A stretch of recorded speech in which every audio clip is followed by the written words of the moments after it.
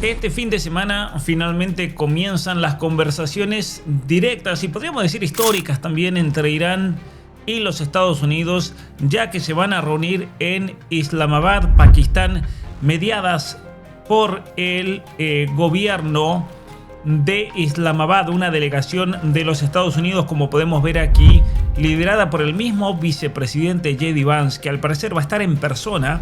En un momento determinado, Trump había dudado de que él vaya a presentarse por una cuestión de seguridad, pero parece que va a estar ahí junto con Steve Witkoff y Jared Kushner, quienes son los mediadores de Trump. Y esta negociación va a tener por el lado de Irán a dos negociadores. Por un lado, Mohammad Ghalibaf, quien es el básicamente vocero del Parlamento, y el ministro de Relaciones Internacionales y Exteriores de Irán, Abbas Araghchi. Bueno, una reunión que, lo que sabemos hasta el momento, liderada por el mismo vicepresidente J.D. Vance, que al parecer va a estar en persona. En un momento determinado, Trump había dudado de que él vaya a presentarse por una cuestión de seguridad, pero parece que va a estar ahí junto con Steve Witkoff y Jared Kushner, quienes son los mediadores de Trump. Y esta negociación va a tener por el lado de Irán a dos negociadores. Por un lado, Mohammad Ghalibaf, quien es el básicamente vocero del Parlamento, y el ministro de Relaciones Internacionales y Exteriores de Irán, Abbas Araghchi. Bueno, una reunión que, lo que sabemos hasta el momento, se basan en una propuesta iraní de 10 puntos que Trump describió inicialmente como una base viable para negociar, aunque luego matizó, como sabemos, que solo ciertos puntos son aceptables, y es algo que lo discutieron en privado y todavía no sabemos realmente cuáles serán todos esos puntos. Pero lo importante aquí, y vamos a escuchar rápidamente, así es como parece que va a lucir la mesa, dirigida por el lado de Estados Unidos por J.D. Vance, Witkoff, Kushner, quien es el yerno de Trump, y el vocero del Parlamento y el ministro de Relaciones Exteriores de Irán, que van a estar aquí presentes. Una cosa interesante es que no va a negociar en público. Esto va a ser una reunión básicamente secreta, y el vicepresidente Vance, a quien se ha designado para dirigir las negociaciones, habló de hecho ayer desde la pista, como podemos ver, desde Hungría. Se lo designó para dirigir las negociaciones, pero ha advertido a los iraníes que Trump tiene todas las cartas y no puede permitir que Irán tenga un arma nuclear. Esa es la base de la cual va a partir los Estados Unidos. Y Estados Unidos, dice J.D. Vance, tiene todas las cartas para decidir. Y esto se produce, obviamente, después de que el Pentágono y la Casa Blanca hayan declarado ya una victoria total, siendo que, por otra parte, Irán afirma que tienen la ventaja por el estrecho de Hormuz. This is one of the things that's going to be one of the main subjects of negotiation, is that we want Iran to not be able to make a nuclear weapon. Y esto va a ser uno de los puntos principales dentro de esta negociación, y es que Irán no va a poder fabricar su arma nuclear. We want the nuclear fuel, which is something the Queremos president también has que made nos very den clear. el combustible And nuclear, the way to think about this, algo que el presidente ha dejado muy claro. Y la manera de pensar de esto es: Estados Unidos tiene ciertas exigencias, ciertas cosas que queremos. Los iraníes también tienen algunas cosas que ellos pueden llegar a obtener, obviamente, dentro de esta negociación. Es decir, tanto Estados Unidos como Irán tienen intereses, y esos intereses se pueden llegar a cumplir para ambos si estamos dispuestos a ceder en otros temas. Y mientras más básicamente estemos dispuestos a ceder, más vamos a sacar de esto. Una de las cosas que el presidente Trump ha hablado en favor de Irán es el sacarle las sanciones, aliviarle las sanciones a Irán. De hecho, el presidente incluso ha hablado de asociarnos económicamente con Irán y cosas por el estilo.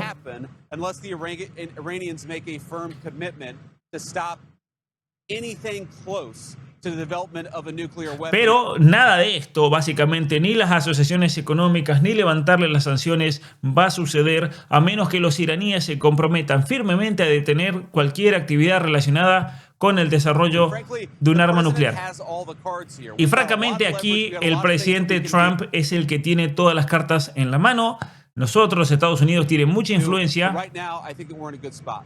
Tenemos muchas cosas que hacer por delante, pero ciertamente dice que creo que nosotros estamos en una buena posición. Estados Unidos que está en una mejor posición, obviamente, desde el punto de vista militar, desde el punto de vista económico, pero también tenemos que reconocer que Irán también tiene una posición de negociación por la cual puede presionar a Estados Unidos y es la razón por la cual se sientan a la mesa, ¿no es cierto? Muchas veces hemos escuchado a muchos decir, con terroristas no se negocia. Bueno, aquí están negociando y obviamente porque Irán tiene algo con lo que presionar y ese algo se llama el Estrecho de Hormuz y especialmente como lo explicábamos en el video de ayer, al parecer a Trump, el gobierno de Israel lo engañó con algunos de los puntos de las promesas de este plan de ataque, especialmente de que Irán iba a quedar sin capacidad para atacar a los países de la región. Atacaron y destruyeron bases de los Estados Unidos, que Irán no iba a poder cerrar el Estrecho de Hormuz y lo cerró. Obviamente que entonces es ahí el por qué tendremos estas reuniones el día sábado donde se darán, esperemos, las primeras conversaciones directas en Islamabad con la presencia física. Esto es algo muy interesante, pero es una situación muy frágil, dado que, como saben ustedes, Irán está amenazando con atacar de nuevo a Israel por los ataques aéreos masivos de las fuerzas de Israel en el Líbano. Teherán afirma que se han violado 3 de las cláusulas. Vamos a mencionarlas en un momento, a cuáles son estas cláusulas de estos puntos. Una de ellas, como decíamos y habíamos visto, era que Israel debía frenar todos los ataques dentro del territorio del Líbano. También otro tema interesante es que Irán está exigiendo aranceles elevadísimos para pasar por el Estrecho de Hormuz como reparación por los daños de la guerra. Es algo que lo quieren hacer durante este alto de fuego y ellos afirman que tienen la autoridad final para decidir básicamente qué buques pueden pasar.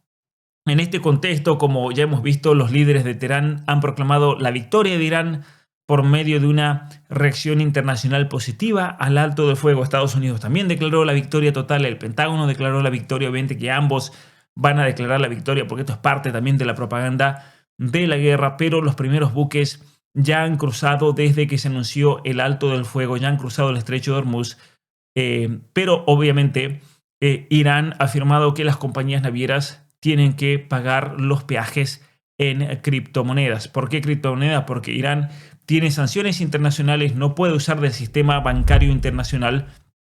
Salió algún rumor por ahí, pero yo creo que era una fake news de que la criptomoneda que estaban usando era la de la familia Trump.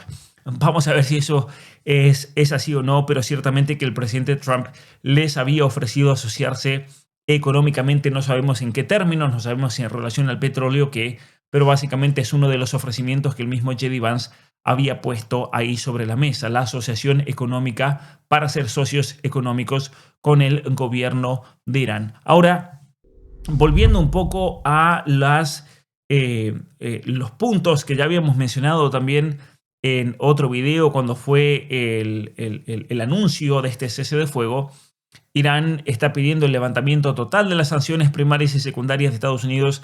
J.D. Vance ha dicho que sí es posible a cambio de que ellos también concedan darle el uranio, entregarle el uranio o al menos permitir que Estados Unidos ingrese a buscar ese uranio que está enterrado por algún lado.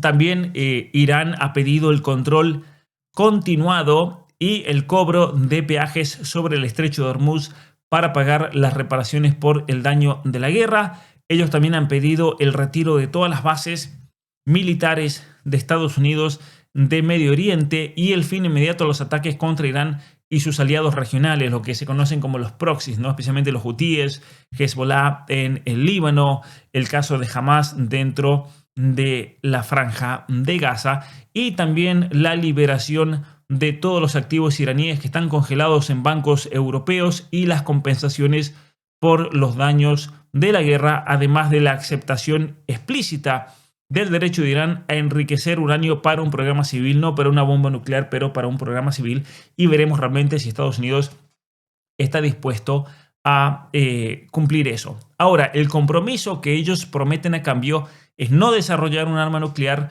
un acuerdo de paz con todos los países regionales y el permitir que tanto los Estados Unidos como la Agencia Internacional Atómica puedan ser veedores de todo el programa de energía nuclear civil para asegurarse de que ellos no están produciendo, están armando, están preparando un arma nuclear. Bueno, Trump, como lo decía recién, y ahí escuchamos al mismo J.D. Vance, al parecer Trump ha señalado que Estados Unidos está de hecho discutiendo el alivio de sanciones a cambio de sacar todo el material nuclear, incluyendo desenterrar y remover el uranio enriquecido en los sitios que han sido bombardeados, que está tapado por alguna cueva, pero que también rechaza el enriquecimiento futuro ilimitado del uranio y algunas otras concesiones más amplias.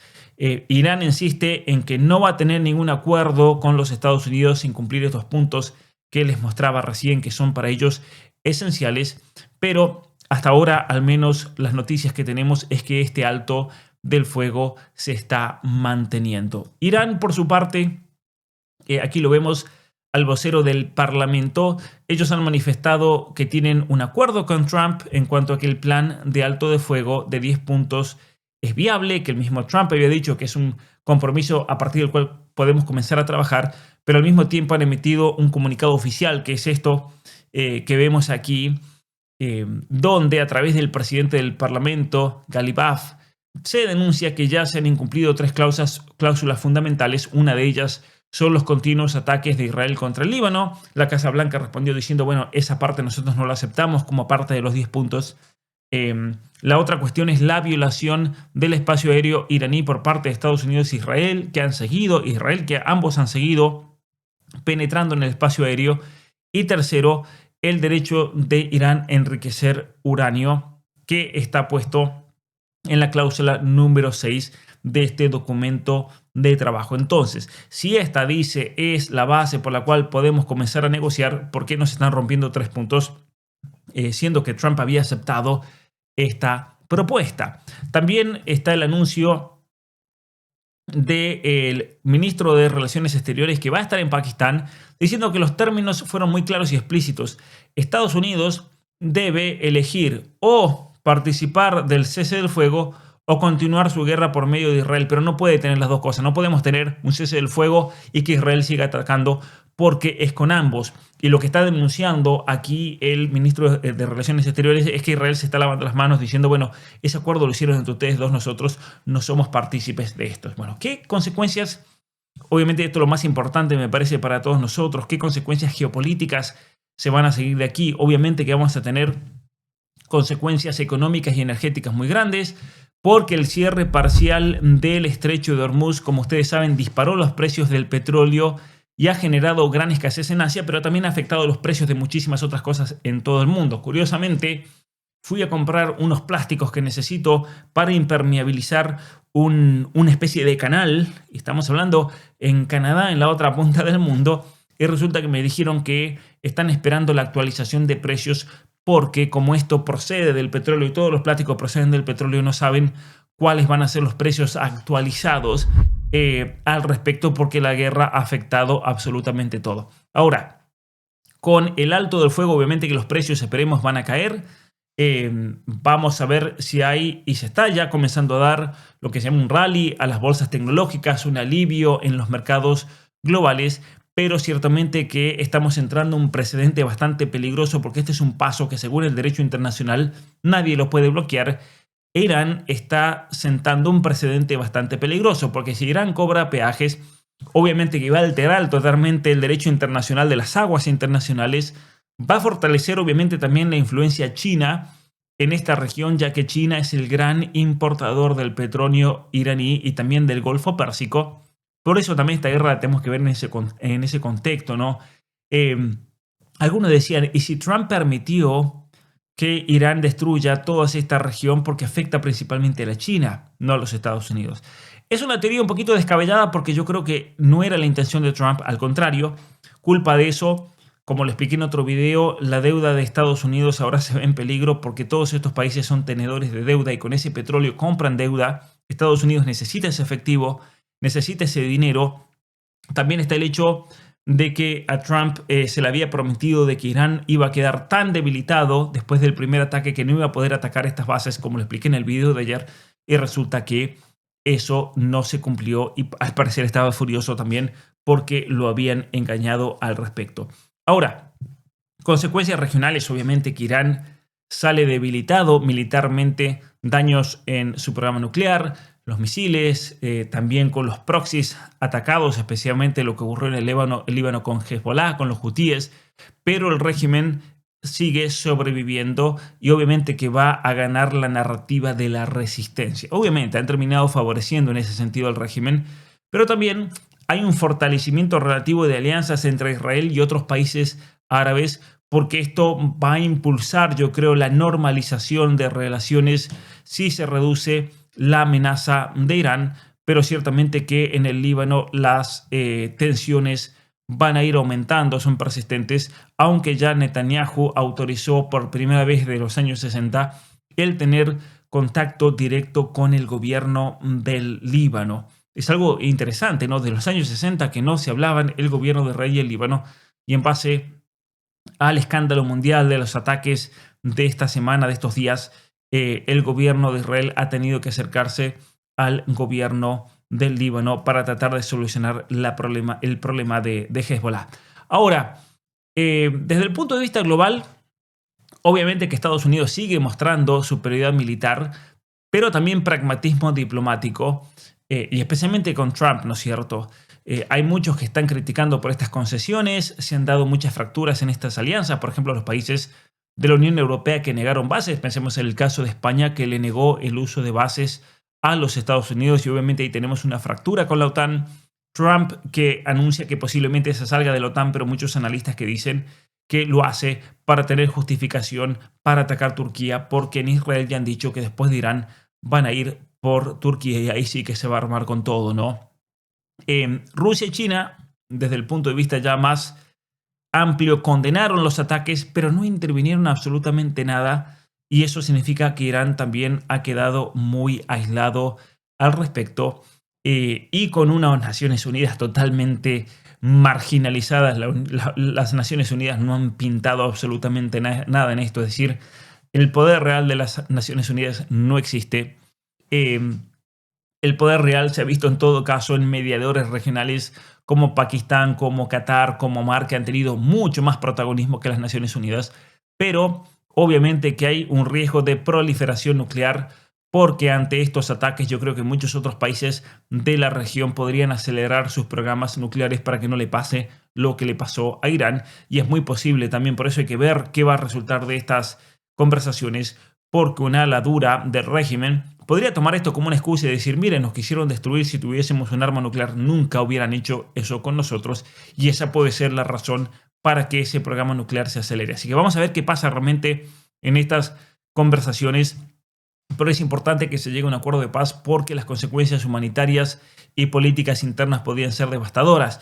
Miles de civiles muertos, millones de desplazados, y esos desplazados posiblemente terminan en Europa. Entonces, ¿qué es lo que va a pasar? ¿Qué es lo que podría llegar a pasar? Yo creo que hay varios escenarios aquí que tenemos que tener en cuenta al respecto. El alto del fuego es de solamente 2 semanas hasta el 22 de abril, por lo que estas negociaciones son críticas. Y el escenario más probable, no digo que sea el que va a ocurrir, pero el más probable es que se haga una prórroga del alto del fuego y un acuerdo parcial que dure algunas semanas o meses. Es decir, Estados Unidos que le ofrezca un alivio selectivo de sanciones con respecto al petróleo, a los bancos, al sistema financiero a cambio de límites nucleares que sean verificables y también que por parte de Irán no apoyen más a los proxies y reduzcan su programa de misiles balísticos o al menos que no lo disparen, ¿no es cierto? Eso a Irán le va a dar un respiro económico. Trump lo puede vender como una victoria, especialmente antes de las elecciones de medio término y que se firme un nuevo marco con Irán, un nuevo acuerdo, pero que sea mucho más estricto. Y esto obviamente que va a estabilizar los precios energéticos y va a reducir el riesgo regional inmediato. Eso es un escenario el más posible de todos, me parece a mí. ¿Qué sería algo optimista? Que haya un acuerdo mucho más amplio, que Irán acepte todo el desmantelamiento de su programa nuclear, que haya paz con los vecinos, que Estados Unidos levante la mayoría de las sanciones y retire parte de las tropas de Medio Oriente, que eso lleve a una paz mucho más duradera y posible, y especialmente que haya una integración económica regional. Eso es el mejor de los escenarios. Ahora, si vamos a ser pesimistas, porque hay que tener en cuenta eso, que esto fracase rápidamente, que se violen las condiciones del alto de fuego, y eso puede llevar a Irán a endurecerse, ya sea con el enriquecimiento de su programa nuclear, ya sea con ataques por medio de los proxies, por medio de misiles balísticos, por medio de los drones, y que eso fuerce a Trump a reanudar los ataques. Y obviamente que se dé una renovación de esta escalada militar, con obviamente el riesgo siempre posible de que las grandes potencias como China y Rusia se involucren, y obviamente que los precios se van a disparar de nuevo. Pero esto sería el escenario más pesimista de todo. Esperemos que se dé el más optimista, pero yo creo que se va a dar el primero que dije, que es el más realista. Ahora, ¿cuáles son los factores que van a decidir cuál es el escenario que se va a dar? La posición de Israel, especialmente Netanyahu, que vive presionando, la presión interna en Irán, porque tenemos al régimen que es mucho más radical y quiere atacar, y por otro lado tenemos facciones mucho más pragmáticas que son las que quieren dialogar con Trump, y esperemos que esas sean las que triunfen. Va a depender también de la mediación de Pakistán y los aliados del Golfo, y también va a tener mucho en cuenta, mucho que ver aquí, la dinámica económica global. Si los precios del petróleo se estabilizan, eso obviamente va a incentivar un acuerdo que dure mucho más. Así que estamos en un momento coyuntural, pero muy inestable. La guerra ciertamente que ha demostrado la superioridad militar de los Estados Unidos, pero también la necesidad de la diplomacia. Yo creo que un acuerdo viable es posible, pero eso va a requerir compromisos dolorosos para ambas partes, y la fragilidad del alto del fuego hace que los próximos días realmente sean decisivos. Así que nuevamente, ojalá que se dé la paz, ojalá que se dé el mejor de todos los escenarios. El tiempo dirá, pero aquí tratamos más o menos de hacer un análisis lo más objetivo posible para al menos estar precavidos de qué realmente es lo que pueda pasar con todas las opciones. Nuevamente a todos ustedes, muchas gracias por seguir este canal, y de manera especial yo los invito a la academia, donde en la academia hacemos análisis ya de la teoría geopolítica, de las relaciones internacionales, especialmente en los cursos que tenemos de dominar o ser dominado, geopolítica sin filtro y relaciones internacionales para no ser títeres, porque aquí tenemos toda una serie de elementos en esta academia que nos ayudan a entender la situación actual, las relaciones internacionales, la geopolítica, cómo se está dando. Por eso los invito a que se suscriban. Muchísimas gracias nuevamente y nos vemos la próxima.